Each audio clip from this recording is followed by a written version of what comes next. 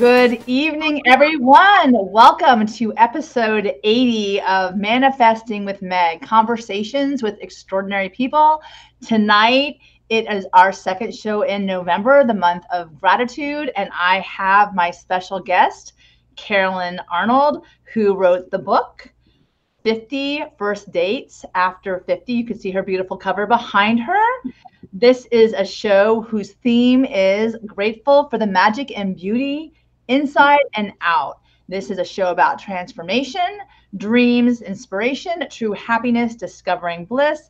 And yes, it's time to manifest the life of our dreams together. And with that, I definitely want to shout out to all of you who are ready to take that huge leap of faith and manifest bliss. Because yes, it is time to wake up to possibility, and we're here to help you along the way. So without further ado, I get to introduce you to Carolyn Arnold. Welcome. How are you tonight? Hi, Meg. I am very happy, and I'm delighted to be here because I've been wanting to be on your show all year. I'm so happy. You know, I have to say, the matter of fact that you say that makes me feel so honored and privileged to have you here as well, because I know that tonight's conversation will be extraordinary. We welcome Leslie. Nice to see you here. You are beautiful as well, my friend. And everybody else who joins us tonight who has any kind of questions, please be sure to add it to the feed. I'm happy to address them as we go. Yes, Carolyn is a wealth of knowledge. And before we actually continue, I would like all of us to jointly set our intentions for this evening. And at the end of the show, I asked Carolyn to tell me what that magical intention is and the magical number she picks. This show is based upon my book, The Magical Guide to Bliss. It's 366 insights of the day that gets you going into the direction of your dreams to unlock your dream, spirit, and inner bliss. So without further ado, thank you, Leslie. I appreciate all the love and support with regard to that book as well. I get to introduce all of you to Carolyn Arnold. Well, she drew upon her 30 years as a social science researcher and 10 years as a relationship workshop assistant to create the dating project in 50 First Dates After 50.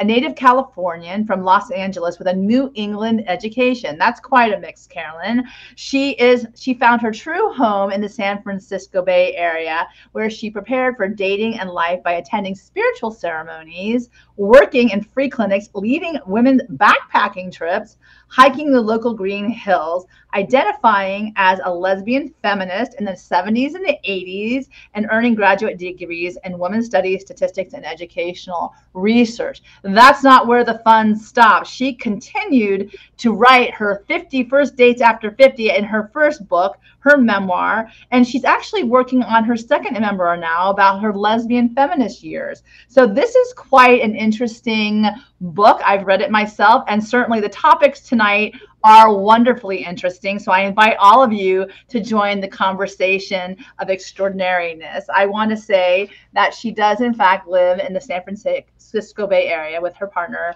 one of her 50 dates. So without further ado, well, there you go, my friend. Welcome to Manifesting with Meg. It's a pleasure to have you. Thank you. Thank you.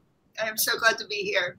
I'm so happy that Suzanne and Mike are here. Mike's saying quite an accomplished guest, hopefully a San Francisco Giants fan. And yes, we are here to support the best of the cohort, which you are certainly one of those. You are a She Writes Press author. She is the founder of the collaborative that is our cohort of 2021.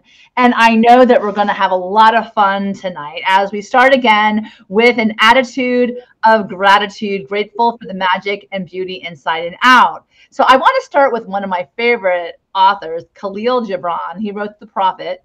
It starts like this: the appearance of things changes according to the emotions, and thus we see magic and beauty in them, while the magic and beauty are really in ourselves, which I love that. I love that we're talking about that with regard to you, because when we see the magic and beauty all around, it certainly starts with ourselves. And we get enthusiastic about the opportunities to live our lives on any given day, and what ordinary transforms into the extraordinary, which is one of Mike Spatola's favorite, is when the ordinary transforms into the extraordinary. When each of our lives are looked under the microscope, we can see that every day. And we certainly can see see that with you, Carolyn, because, you know, we're amazed by synchronicity of a perceived random event, something as insignificant as sharing a smile, something as wonderful as opening up space for other people to learn and grow. So you learn so much wisdom in the magical moments each day. And I want to really be grateful, wonderfully grateful of recharging our spirits from that place. Because if you're grateful for everything that comes your way,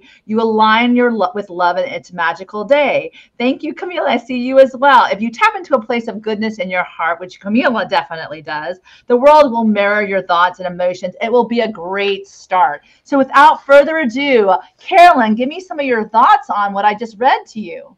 Well, I definitely think it starts with gratitude, because if we don't have gratitude for what we have, we can't go forward at all. And I am so aware of, I feel so grateful for all the blessings I've had in my life. I've actually had a very good life. I had wonderful parents.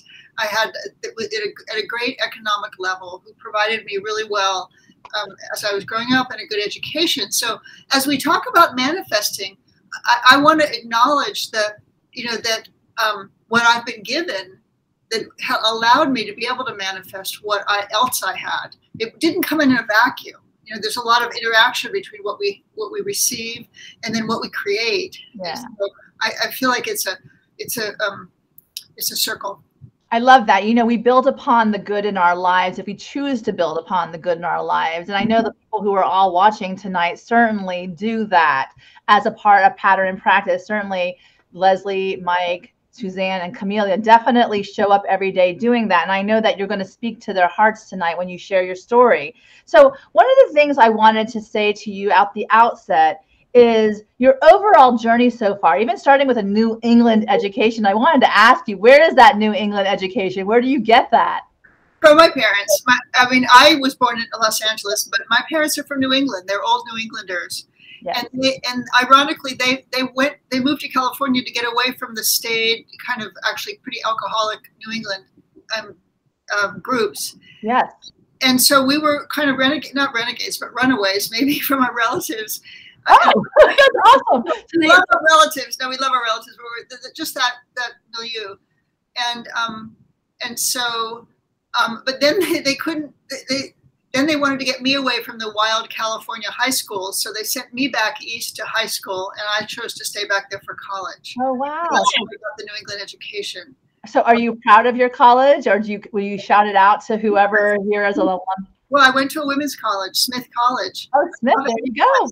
Yes, they actually just published one of my articles, the article about what's a feminist doing, publishing a book about men, about dating men. I love that. That's amazing. And of course, that coming from Smith, allowing you to write something in that's probably an amazing article as well, you know. So to all of you Smith grads out there, we have one of your own tonight sharing a different approach to the feminist mentality, where they engage the masculine side as well, which I think is always something that we need, both parties at the table, to actually start the conversation from for a more balanced, better place, to be quite honest. So tell me a little bit more about, you know, coming back to California. Where did this whole activism start with regard to your, you know, living a very feminist lesbian lifestyle in the 70s and 80s, as you indicated? Yeah, I'm a child of the 70s, late 60s, early 70s. I graduated high school in 1969, just as things were opening up. My first year of college, Kent State happened, when the students were in the National Guard,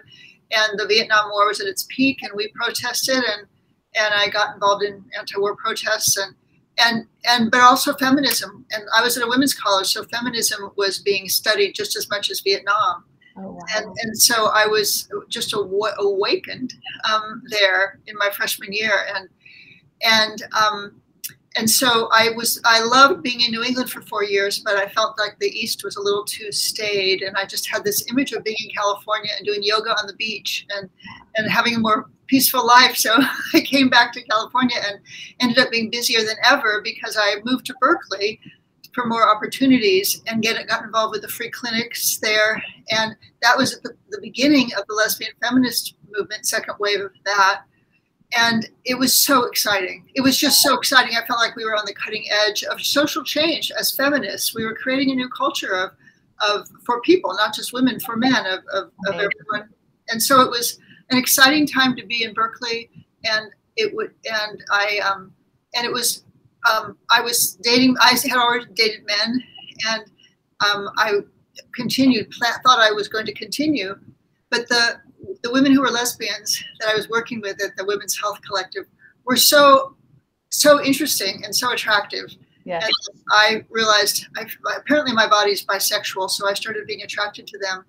And compared to them, the men were pretty boring and not quite, or they were either boring or a little shell-shocked from Vietnam. So it was hard to relate to them. So it was just so exciting to be with women. And so I wanted to ask you this, because I think that you don't just wake up, you know, enlightened. Certainly there was something in you probably as a teenager, you know, that's pulling you to be this outspoken activist, because I think, or was it, or was something else, like something triggered that, where you had that opportunity to see the world through someone else's eyes? Tell me how did that all start? You know, how did your process begin? It's hard to pinpoint it exactly. My parents were conservatives, New Englanders, and I was the oldest, so I was already the most rebellious in terms of chafing under their guard.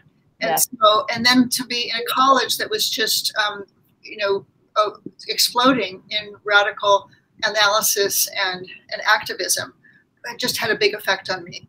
And feminism came home, it hit home very hard, because my mother hadn't worked outside the house, and I really felt like she was a little confined because of that. She worked later after the kids left, but I vowed not to be economically dependent on a man, and so feminism just made sense to me. Actually, the book Betty Friedan, the Feminine Mystique, was written about Smith women wallowing away as housewives, wasting away as housewives. So when I read that book, the last thing I wanted to do was become a housewife. So that jolted me into an interesting life, I think. Yeah, no kidding. And the reality, you know, they're saying a child of the 60s, I get it. And Mike Spatola, and then never apologize for loving women, Suzanne. They are sexy and amazing. And I think, you know, one of the most beautiful things is to appreciate the beauty of every person. Okay, first of all, I'm quoting myself, you know, there. That's me saying that. Well, it has to do with this whole dating project that I did. I wanted to find a partner. I wanted to find a partner who had matched me and who would commit to me long term. And I had a vision of that, and I had faith that I would do that. And I had a goal of going on 50 dates in order to do that. And it took a long time. And as everyone knows, dating is an up and down proposition, and you can get discouraged. It's very easy to get discouraged. But I did have a goal, and that helped me. I was kind of quantitative about it, and that helped me persist. But usually we have a list of who we're looking for. Many people do have a list of who you're looking for when you're dating. And I didn't, because I was doing basically exploratory research. I was trying to find out what type of man I would like to be with. I was back with men by then.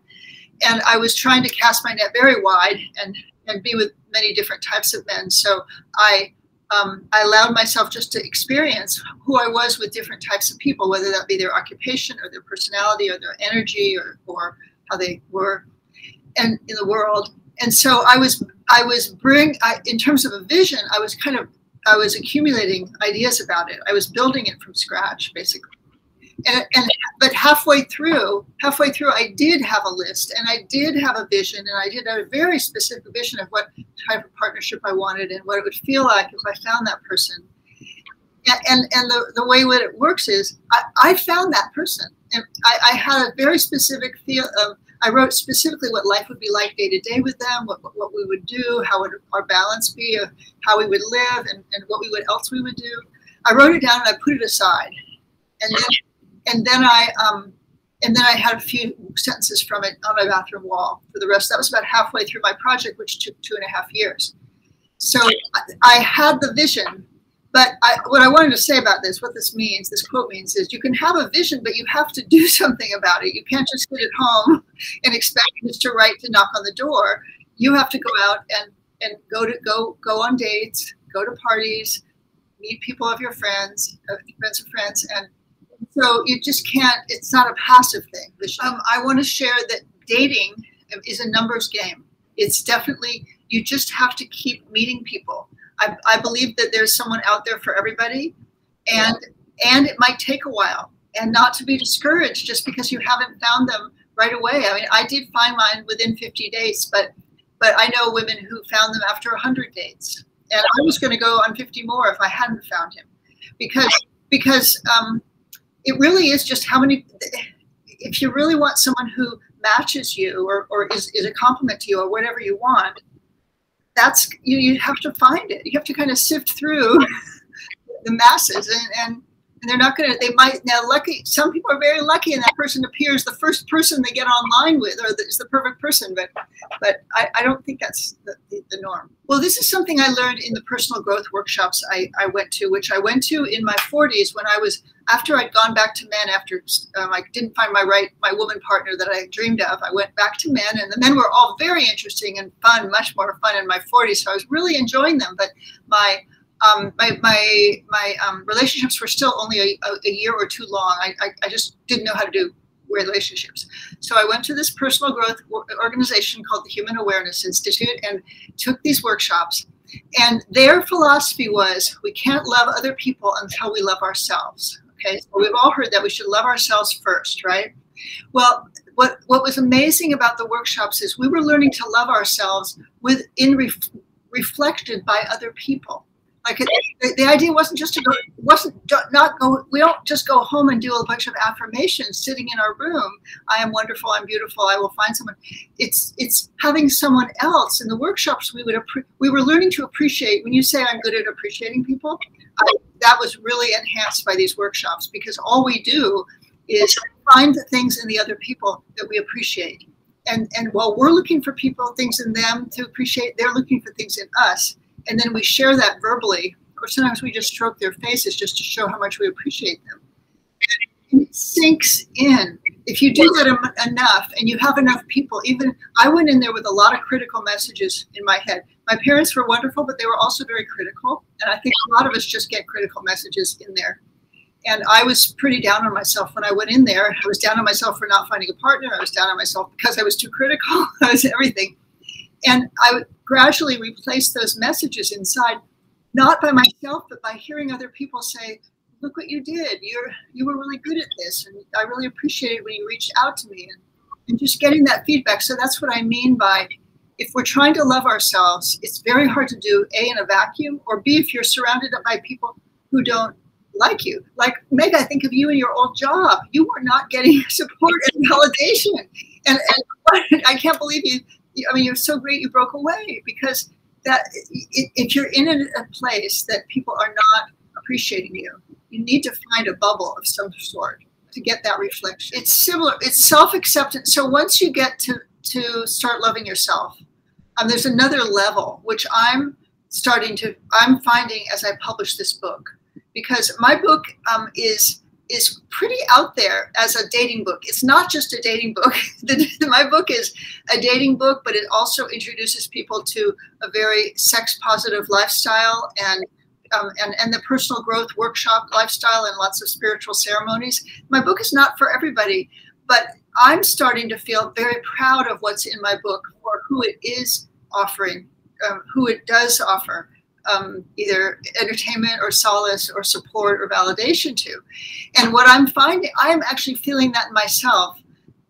I'm feeling more courage. I wrote a blog on being brave and feeling more courage because of, and what I'm seeing is, and I put this post-it on my writing table a while ago, and I was just looking at it the other day, and I thought, oh, that's become true for me, because I've had to, the courage has come once I've accepted what me and my book is really saying, what we are saying. I've become more brave about wanting. This has been my quote. When you said bring quotes, this is the only quote I've had for about 20 years on my Facebook feed or ever anywhere. Farron is a lesbian feminist folk singer, and she's been one of my soundtracks since the 70s. She's very wise. And I just took this as, this is what my model has been for relationships, for better or worse, because the way I feel about it is, it's where the line connects. You come together with someone, and it's like a train track. You're going along, and you're next to each other, and the line connects. But the points, if you look at a train track, the points free. You know, the points do not go together; they stay open. And I just feel like I need, in terms of relationships, what I need is to know that that I'm still a separate person, my own person, even though I'm connected to somebody, the point of my life is still free of what I'm trying to express in myself. I'm not just merging with someone else to do this thing with them only.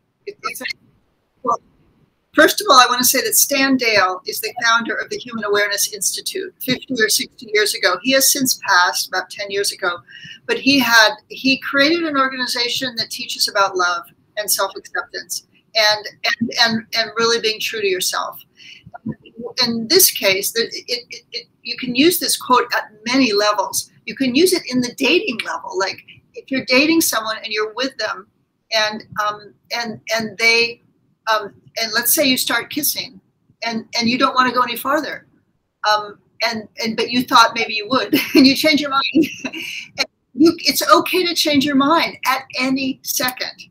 Any second, really okay. And that's something that we have to get in our bodies also, because we've been taught to kind of go along with people and be polite and please the other person, either dating or even just friends or being a hostess or something. So to be able to know that every second, like especially if you feel like you've made a mistake in your life that day or in your whole life, like if you're in the wrong career or something, every second you get a second chance to do it differently. And can I tell you one great example of learning that in a workshop? Because I really think it's important to learn this experientially. We did in the workshops. We do a lot of sitting around, and sharing, and without feedback, just listening to each other, and then stroking each other's face, because there's a big emphasis on non-sexual touch, supporting people with non-sexual touch. So, we usually are paired up in some way. You usually choose people, and just sometimes you're not particularly comfortable with the person you're sitting with. And okay, in those workshops, to raise your hand, raise a finger, and an assistant will come and see what's going on and let you change partners. And you can, no questions asked. And the first time I did that, I felt like, oh my God, I'm ruining this person's experience. You know, they're going to feel really rejected and something. And later, the person came back and said, it was so great. You gave me so much when you were with me. You gave me more than I ever had gotten. They didn't even notice what I didn't do. You never know, and all you can do is say what's right for you, and it's right for you in the second. And I needed to change and not go do anything else right then. And that's okay in your body. And even if I hadn't gotten that feedback from him, I think it would have been.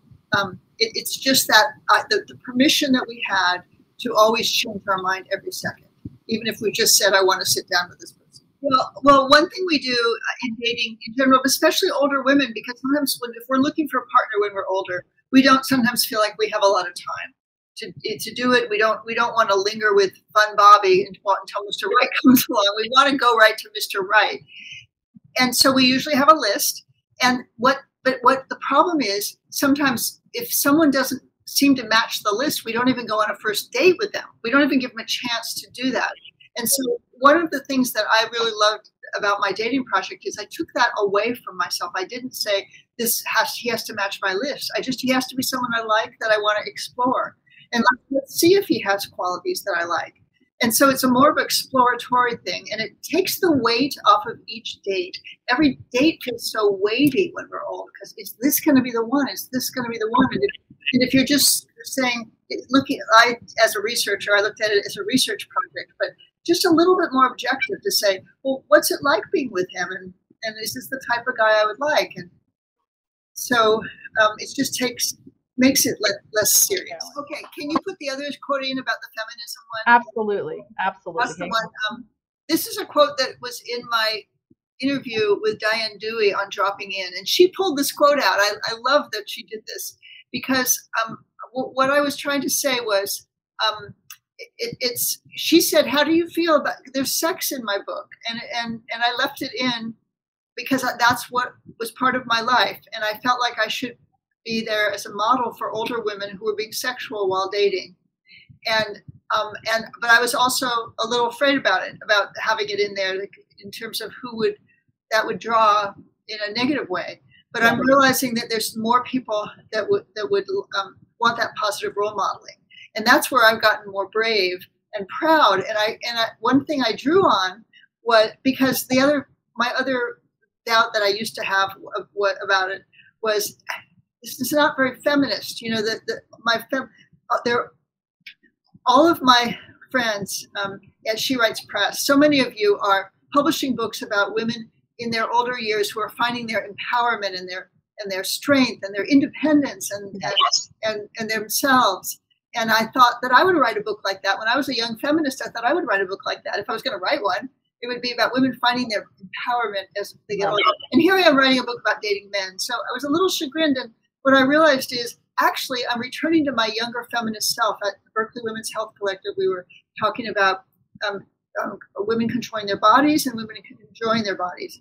And I feel like now in my late 60s, early 70s, I'm advocating that for women now. And that's a feminist act to do. And it's the idea of whatever I'm doing, I'm a feminist, so whatever I'm doing, that's feminism. It's going back to when Gloria Steinem was asked, when she turned, I think it was 50, someone said, "You don't look 50." And she said, "This is what 50 looks like now."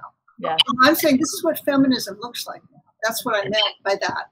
And that to be an older, healthy, by healthy, I meant healthy attitude towards sexuality and putting that into the world.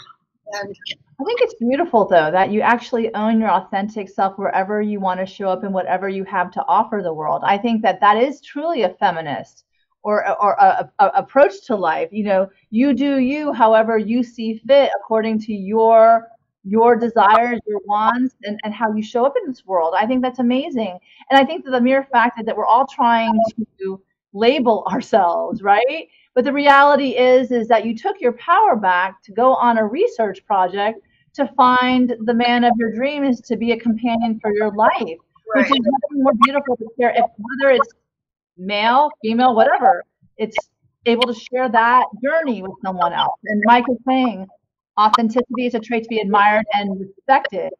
So one of the things I want to say, and I'm going to leave this break up here, is what do you hope your readers take away? Well, what I thought I would love them to take away is, well, first of all, I hope they're entertained by the book. I hope they enjoy the book. I hope they find it a page turner, and I'm getting feedback that people are. But I'm hoping that they look, not that they feel like they have to model or follow if they're trying to date, how I date or how I live, or I'm not trying to say my life is the way everyone should live, but to look at the process that I went through to trying to discover what I wanted. I was going through a personal self-discovery. What do I really want in a partner? What do I want in my life? It wasn't just who do I want? It was what kind of relationship do I want that would complement me as an independent, strong woman. I want someone to match me at that. And what was it going to be? So that's what I wanted, but other people might want something else. And so I hope they see a way to try to discover that for themselves. I think that's beautiful. And Tammy's saying feminism is about choices. So one of the things I want to ask you is, what did you learn about yourself in the process of writing this book? Well, I'm realizing that I did not learn a lot about myself while writing the book because I realized, because I'm a goal-oriented person, I set this path out. I was not surprised that I succeeded, even though it took a while and I went through things. And the writing, I loved the writing. I loved learning to write. I had to learn to go from social science researcher to how to write scenes. So in a way, I did learn that, how to write. But where I feel like I'm really growing and learning is this publishing stage of putting my book out, in which I have to step up and really stand behind my words. And what Sarah Bareilles has this wonderful song about being brave, and she says, "Let the words fall out."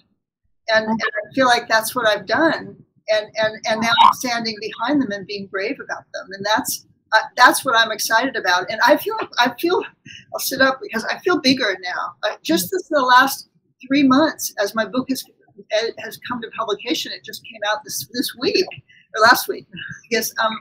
And so I feel bigger, like I've had to expand and say, this is who I am. And it's much bigger than it was a month ago. I can tell you that. Well, I will have to tell you right now, it was dark on your screen and it actually got lighter. It got brighter while you were speaking that, which I think is never a random coincidence. It's definitely synchronicity. And Suzanne saying that she thinks this is just groundbreaking and brilliant. And once again, Tammy's also adding to the path is different for everyone. Your journey can change directions. Like you said, every second you get to choose again, right? Choose again, choose again. Whatever that is, that how you want to show up in the world and how wonderful you decide to take this journey, your hero's journey in your life. One of the things I love about this show, and I'll tell you, is that I get to take my vision of engaging extraordinary people and engaging you, how you embrace your spirit. So what things move you forward, Karen? What moves me forward? A lot of different things. I mean, I have very high energy that I inherited from my parents, and I love them for it. I have a high, and I also have a lot of optimism and a lot of looking ahead at the next day and how it will be great. So I know that moves me forward. But I basically want to have purpose in my life. Yeah. I had a wonderful career as a researcher in which I contributed to the college I was working with very much. I felt needed and wanted every day in the research I did that was used by the college. And now in the writing, I feel like I'm contributing to people's lives in different ways, either entertainment or helping with their dating or helping them see the world in a wider way. So I just feel like that's become my purpose, to kind of broaden that. And when I write, I've written the first chapter of my second memoir about looking at how people make their choices in sexual preference, or how we did in the 70s anyway, and just trying to broaden people's view of things and having, mainly that, just wanting to expand what's out there and be visible as what type of model I can provide that might be different than other people. One of the things I wanted to ask you, certainly in light of, the experiences that we have, and certainly you enjoy manifesting. So I want to say it's time to manifest now. Now that, we're ending this wonderful 2021 and so much has happened and you've done so many wonderful things to get you to where you are publishing your book. What is it that you prioritize for your next season, next decade of life? Well, in a way, I want to keep doing what I'm doing. I mean, I've come to a wonderful balance right now in my life. Well, it doesn't feel that balanced right now as I'm publishing the book, but most of the time, these days, I am retired from my job, and I'm my other job, and I have a wonderful partner. I have a wonderful place to live. I have a wonderful writing practice, and so I want to keep contributing in those ways. And so to keep me moving forward, I like to make plans that excite me, which might be having to do with travel or writing retreats or something like that. I think it's awesome. Also, my challenge is, since I am so goal-oriented, is just to enjoy life, to really enjoy. And yesterday I spent at the ocean, Point Reyes Seashore, with my sweetie. It was his birthday. And my dream was to spend the day with him after all these weeks of book stuff. He's like, where are you? I know, but just being there by the ocean was just so healing, and I need that too. So those moments in time where you actually take time for yourself to reconnect with that person, that partner that you found for yourself, the places that you love, it's amazing. I think that we forget to do that because of the goals that we have so many times.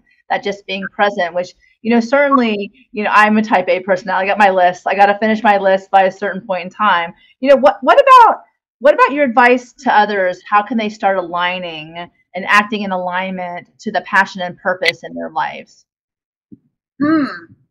Well, I think it does start with loving yourself and giving yourself permission to go for what is your passion and purpose, and giving yourself, and not, there's so many distractions these days. I mean, it used to be TV at night. Now it's social media.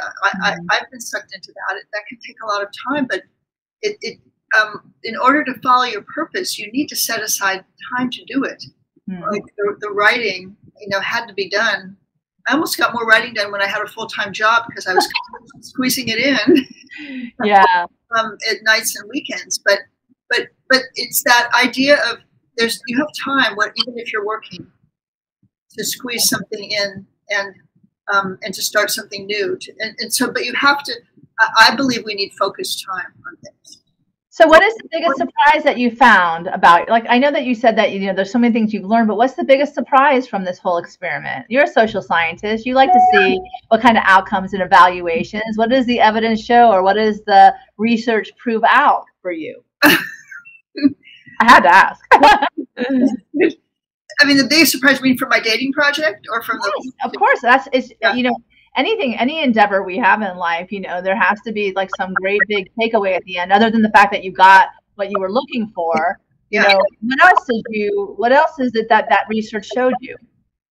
Well, the research showed me, in a way it was a validation of what I already knew, which is everybody has something to offer. And I learned a lot from the men, and I had some magical dates, and I had some really growth-producing times with some of these men that I lingered with, and that I really learned a lot about myself. And so I just kind of validated that. But the real surprise was that the person that I've ended up with, I don't think that I would not have recognized him in the beginning as someone I would want to be with.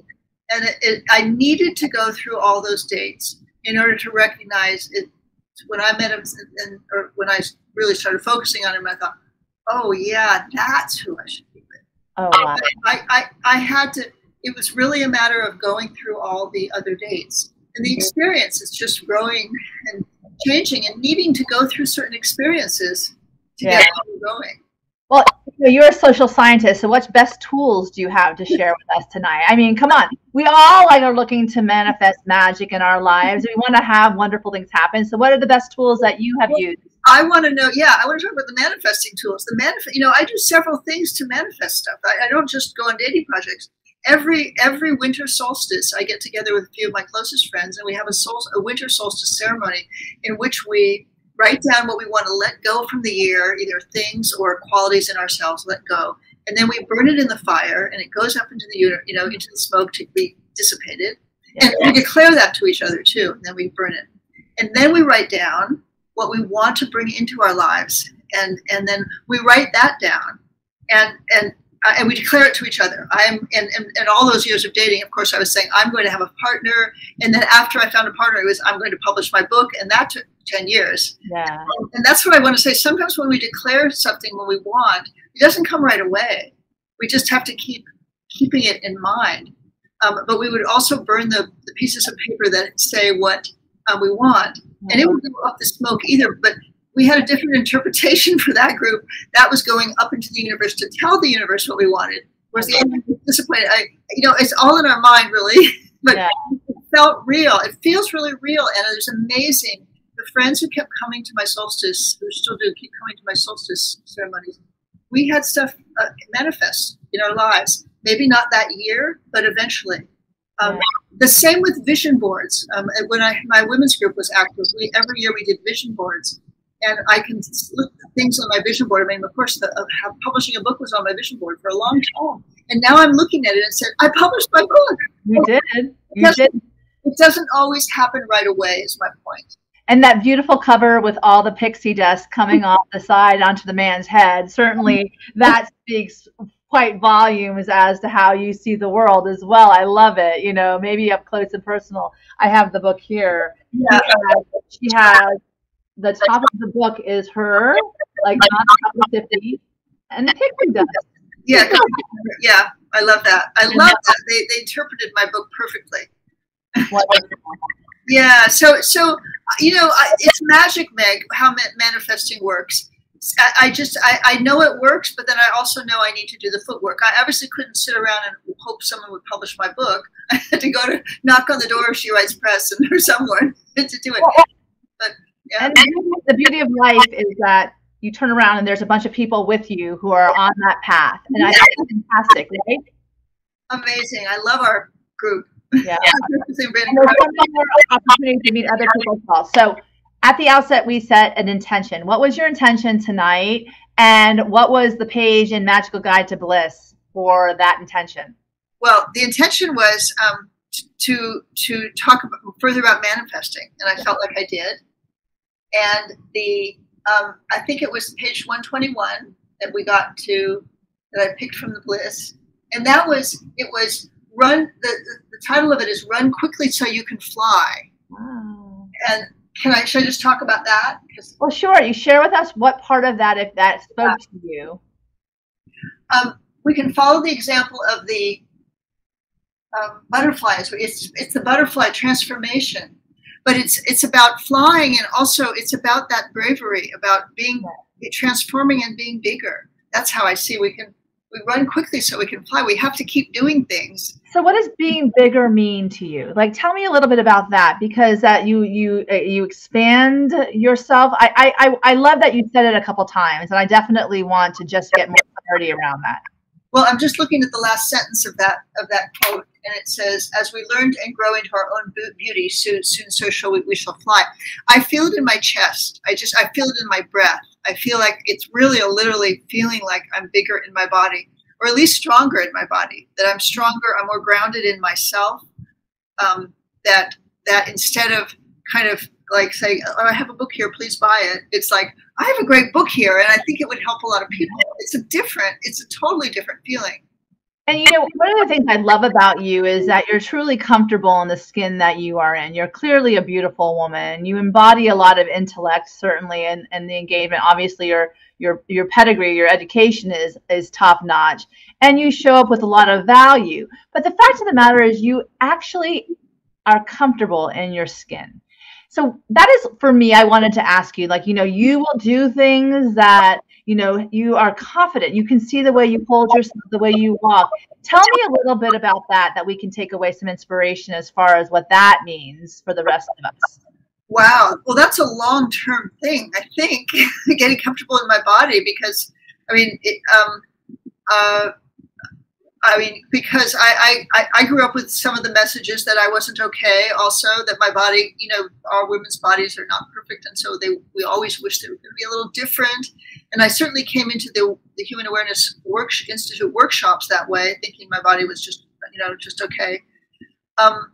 I don't know. Again, it's that being reflected in other people's eyes. Having also, for me, it was having lovers all along, both women and men who loved my body. That helped me. Being athletic, you know, always keeping active physically is important to me. So that helps. I'm just trying to think, but the comfort level, I think I just grew into. Okay. Yeah, I wish I could be more specific. I'll probably do it later. What you just said right there is the incremental steps you take toward that confidence in body and soul, that you show up however authentically you want to be in this world, which I think is, if people were able to understand that truly, it would be an amazing experience for many. Go ahead. If it's, you know, one step of that was when in my college years, I wanted to go to a naked beach. And I thought it was an edge for me. And I was really scared. And I was in Santa Barbara, and I went to a nude beach by myself. And I have that story on my website. It's called The First Time. Oh, wow. And it's something I wanted to do. And going through that, you see a little bit of the trepidation and then the joy. Oh, wow. So I took little steps like that when I wanted to do something. I guess I was brave then too. Wow. You've always been brave. Now you own it. So, Carolyn, tell me something. Where can we find your book? My book? Well, my book is wherever books are sold. Okay, I love saying that. But if you go to my website, which is my full name, CarolynLeeArnold.com, and go to the page that says where to buy, you have a lot of choices. You have the usual choices, but we want to support independent bookstores because they are supporting the diversity of writers in the world. And my particular indie bookstore is selling my books signed. I will go, they will tell me who has ordered the book, and I will personalize it and sign it for you. So if you'd like a signed book, please order from Pegasus Bookstore, which is on my website. So I absolutely love this picture, so I had to put it up here because it's Carolyn holding her book over this gorgeous vista. I don't know where you are, but it looks like pure joy. It is pure joy. Happiness, joy, all of the above. Liberated, brave, courage, all of the above. Carolyn, You tell me, what do you give us as far as a final inspiration tonight that aligns with anything that you want to send us off into this next month in November? Have a vision. Have a vision of what you want, and keep and work towards it, and accept the messages, I think, from the universe about it. Yeah. I mean, I have to say some of my visions haven't worked out. I had a vision of making a lot of money in real estate, and that did not work out. So I do see things that are seemingly failures that become possibilities still, because you learn so much from the failures and go forward. I actually did. Yeah, you're right. You're right. There's something in it for everyone. So I would suggest always have a vision, work towards it, see where it takes you. Actually, one of the success gurus during my real estate period, he said, become a millionaire not for the money, but for who you will become in the process. And I see that now. I've become a writer and a published author, not just to sell the book, but who I've become in the process. It's incredible. So, yeah. Yeah. And I love everything that you've said tonight. Certainly, Carolyn, you are amazing. I have been so grateful for having met you, what you do in this world. And I do want to share with you my books as well. Yes. I have my trilogy, so I get to sit them by this beautiful woman. And I do apologize for the kickback, but I will say this. Remember, we're all here as deliberate creators in our life. Dream big, and let us all raise the vibration together. I want to say thank you to all of you guys for being here tonight. Carolyn, this has been an amazing interview. You're an amazing person. I love the fact that I'm going to leave this knowing that I get to be brave every day of my life. And you are such an inspiration. I could talk for an hour about you and how inspiring you are and what you've created in your life. Wow. I think we mirror each other, we find each other, and then we get to play in that playground. And certainly, I have been, my mind has been broadened by the fact that I've read your book. I encourage everyone to go get a copy. It is an incredible experience, and you'll learn a lot of things that you might not have learned, or maybe you'll build on what you already know. So I say, and there's a mystery there to find out whether, what date was it that she met her sweetie? Who knows? That's to be determined when you read the book. But I definitely encourage you to go out there and get your copy as well to support Carolyn in her beautiful work. And once again, she can be contacted at CarolynLeeArnold.com is her webpage. So I encourage you to go there as well. You are amazing. I'm so grateful you're in my life. Everybody, go out there and be bold. Thank you. And manifest the life of your dreams. Good night, everybody. Thank you so much, Carolyn. Thanks, Meg. Thank you so much for having me. I loved it.